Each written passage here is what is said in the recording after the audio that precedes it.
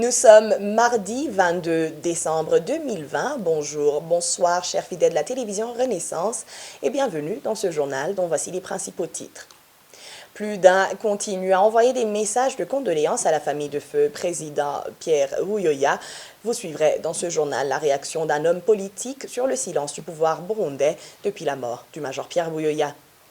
La situation des réfugiés burundais en Tanzanie reste préoccupante. La Commission africaine des droits de l'homme et des peuples dénonce les violences multiples des droits de ces réfugiés. 6 personnes tuées en une semaine seulement, cela ressort du rapport hebdomadaire de la Ligue ITK.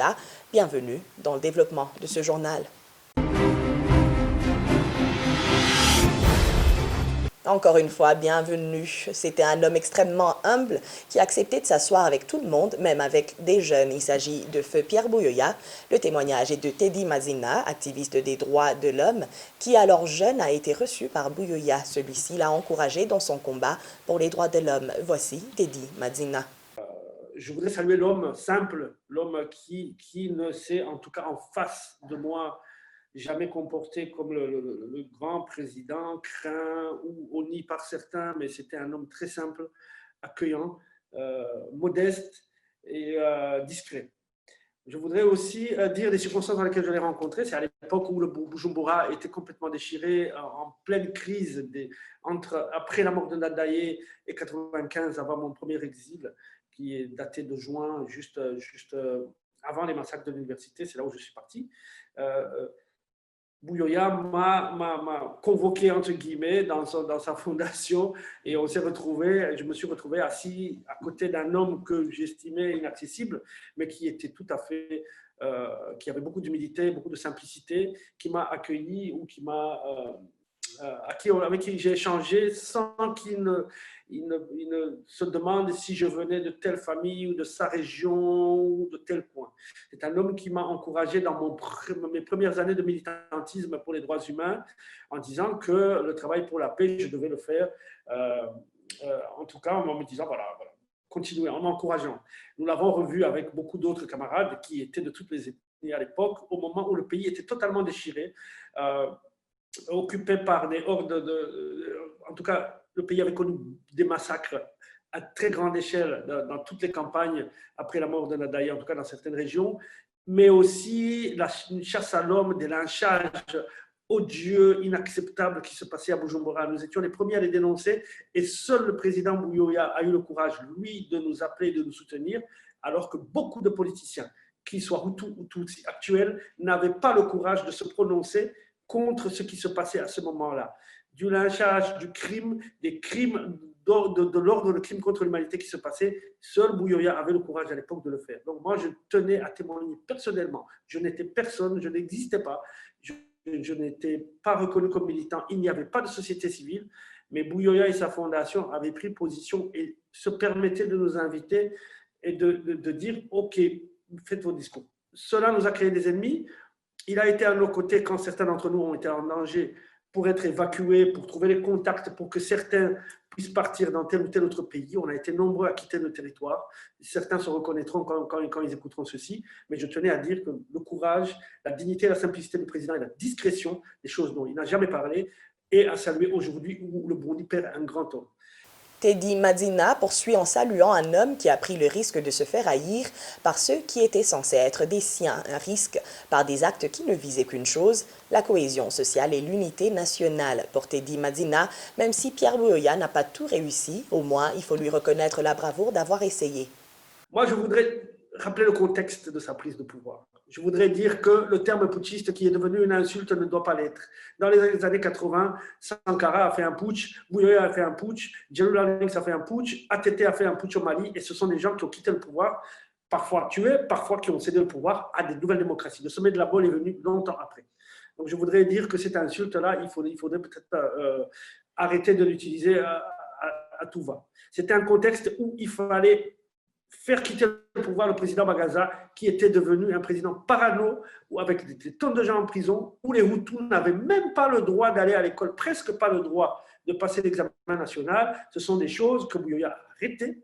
Buyoya a été le premier à faire un gouvernement d'unité nationale en intégrant des Hutus dans le gouvernement. Il a été le premier à parler d'unité nationale et il a demandé à revisiter. Peut-être que ça a été fait maladroitement, mais dans le contexte de l'époque, avec l'opposition des Tutsis radicaux qui ne voulaient pas qu'on regarde l'histoire et qu'on se pose des questions sur les impasses devant lesquelles nous étions, dans un contexte où, dans le pays voisin, il se passait un génocide, où se préparait un génocide et allait se passer en 1994, il faut regarder le contexte et parler de l'homme et dire ce qu'il a fait. Après, qu'on le prenne pour un ennemi, que le régime actuel utilise comme un ennemi symbolique dont il a besoin, qui va leur manquer d'ailleurs parce qu'ils n'auront plus personne sur lequel courir, le fait qu'un homme qui faisait appel aujourd'hui soit disparu et qu'il faudra trouver, entre guillemets, un nouveau Tutsi sur lequel mettre tous les crimes, mais Buyoya n'était pas le bon. Je voudrais le rappeler que c'est lui, c'est grâce à lui, sans Buyoya, nous serions rentrés dans une guerre interminable, sans les accords d'Arusha et les négociations qu'il a acceptées, malgré la protestation d'une partie radicale des Tutsis, d'une partie radicale de toute la communauté politique Tutsi qui aujourd'hui le traite encore envoie des messages en disant que c'était un traître qui a vendu les Tutsis. C'est faux, il a essayé de trouver des solutions. Elles n'ont pas été comprises. Le pouvoir actuel prouve que peut-être il a été un peu naïf en pensant que ces gens-là pouvaient respecter ces accords et accepter la paix, ce qui n'est pas encore le cas, mais nous sommes convaincus que le Burundi va s'en sortir. Teddy Madina s'est entretenu avec notre confrère Franck Kaadze. Frédéric Bamvuginyumvila regrette le silence dans lequel se trouve le gouvernement burundais sur le décès du président Pierre Buyoya. Il considère que Pierre Buyoya devrait être inhumé avec les honneurs comme il se doit pour tout chef d'État. Il dit que rien ne peut l'empêcher d'être dignement enterré et accompagné par les siens dans son propre pays qu'il a dirigé tant d'années. Frédéric Bamvuginyumvila.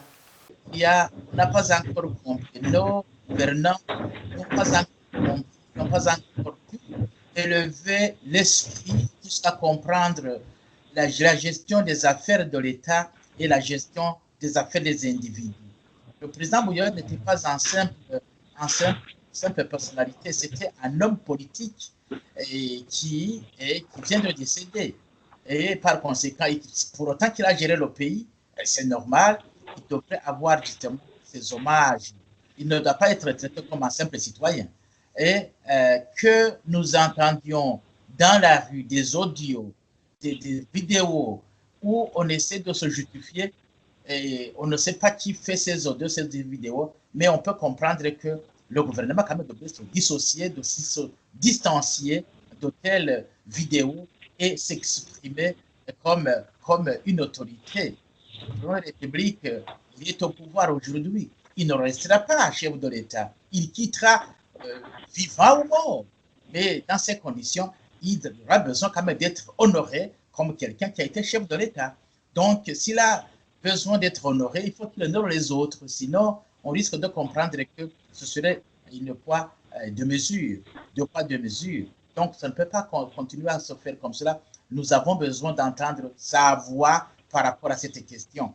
Maintenant, ce n'est pas ce procès qui doit l'empêcher de quand même honorer la mémoire du président Buyoya, quelqu'un qui est très apprécié au niveau de l'Union africaine, qui lui avait confié des missions à le représenter au Mali et au Sahel, et pour autant que le Burundi fait aussi partie de l'Union africaine. Donc, je considère qu'il devrait être content de cela. Et puis, par ailleurs, je me souviens de la lettre qui avait été produite par feu président Nkurunziza, adressée au président égyptien, lui demandant de soutenir le président Buyoya comme candidat à l'OIF, Organisation internationale de la francophonie. Et il a essayé de le présenter tel qu'il était. Pourquoi aujourd'hui son successeur ne doit pas emboîter le pas ou au moins honorer sa mémoire?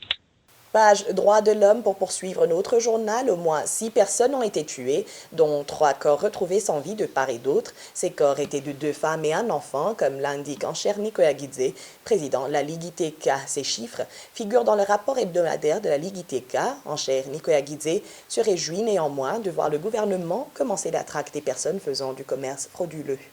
La Ligue ITK a sorti un rapport, un bulletin hebdomadaire où notre bulletin, nous remarquons qu'il n'y a pas eu de changement, qu'il y a toujours des violations qui sont commises d'ici et là.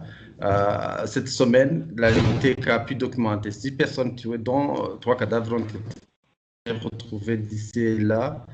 Et parmi les 6 figurent 2 femmes tuées. Il y a aussi des violences basées sur le genre où 4 cas ont été documentés. Un cas d'une personne torturée et 11 personnes arrêtées arbitrairement.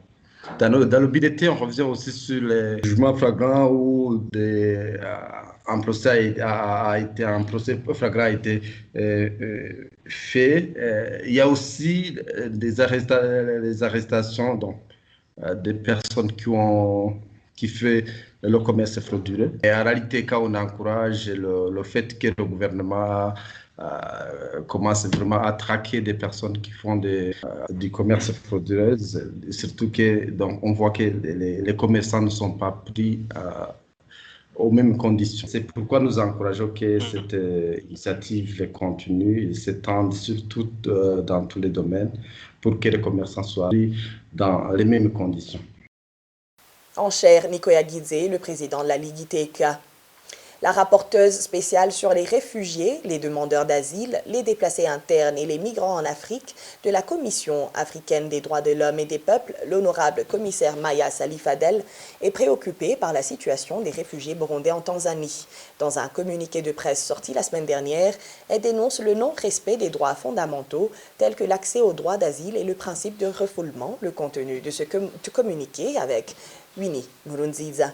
Selon la rapporteuse spéciale sur les réfugiés au sein de l'Union africaine, au cours des mois précédents, de nombreux rapports faisant état de manœuvres d'intimidation à l'endroit des réfugiés burundais afin de les pousser à quitter le pays lui sont parvenus. D'autres rapports font état des menaces d'expulsion par le gouvernement tanzanien, la fermeture et la destruction des marchés dans les camps, l'imposition des restrictions à leurs activités commerciales, ainsi que l'accès aux différents services et la liberté de circuler. Il y aurait également des cas de disparition forcée dans certains camps de réfugiés burundais qui sont extrêmement préoccupants. Dans ce communiqué, la rapporteuse spéciale rappelle que l'octroi du droit d'asile aux réfugiés constitue un acte pacifique et humanitaire et ne peut être considéré par aucun État comme un acte de nature inamicale. La rapporteuse spéciale dénonce les pressions de plus en plus fortes que subissent les réfugiés burundais par les autorités tanzaniennes en vue de provoquer des départs forcés ou expulsions. La rapporteuse spéciale demande aux autorités tanzaniennes de mettre un terme à toute manœuvre d'intimidation visant à cet objectif. Elle demande également au gouvernement de coopérer pleinement avec le Haut Commissariat aux réfugiés des Nations Unies en ce qui concerne la prise en charge des réfugiés burundais ainsi que leur retour volontaire.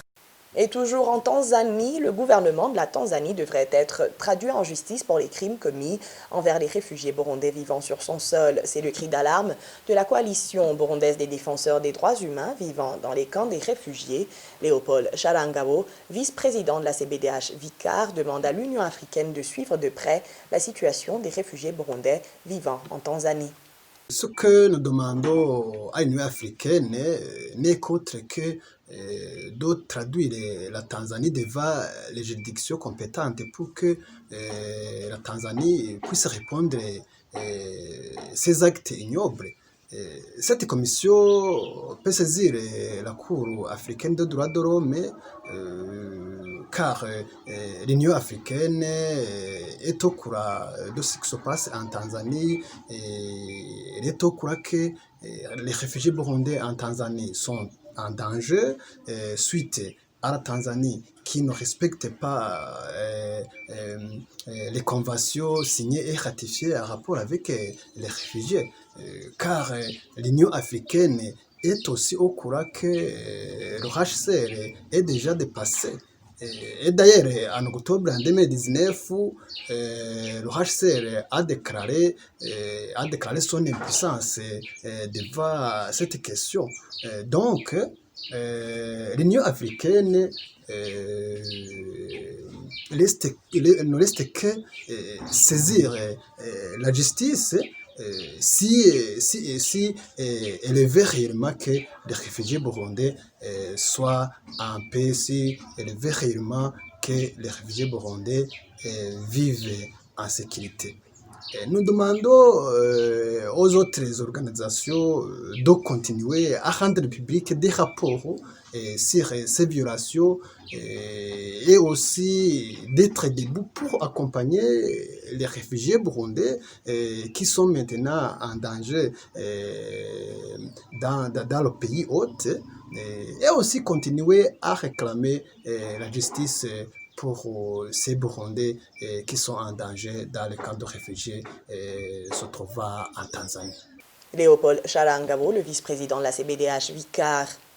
La situation en République centrafricaine reste tendue, difficile de confirmer la tenue des élections prévues le week-end prochain, malgré les assurances des Nations Unies. Le gouvernement affirme que grâce aux forces étrangères, ces élections auront lieu. L'opposition, elle, s'y oppose. Les élections doivent être reportées pour d'abord trouver un compromis politique en vue d'arriver à une solution durable.